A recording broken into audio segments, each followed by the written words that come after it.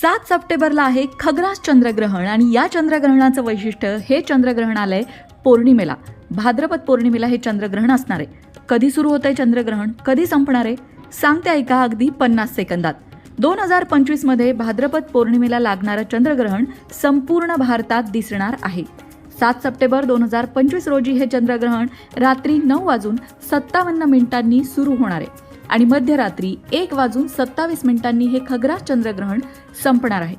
खग्रास चंद्रग्रहणाचा पर्व काळ हा 3.5 तासांचा असेल.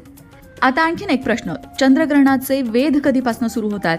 तर ते 7 तारखेला दुपारी 12:37 सुरू होणार आहेत. म्हणजेच काय, तर ज्यांना वेधादी नियम पाळायचे आहेत ग्रहणाचे, त्यांनी ते 12:37 पाळायला सुरुवात करावी. पण लहान मुलं असतील, वृद्ध व्यक्ती असतील, आजारी व्यक्ती, अशक्त व्यक्ती आणि गर्भवतींनी मात्र वेधादी नियम संध्याकाळी 4:15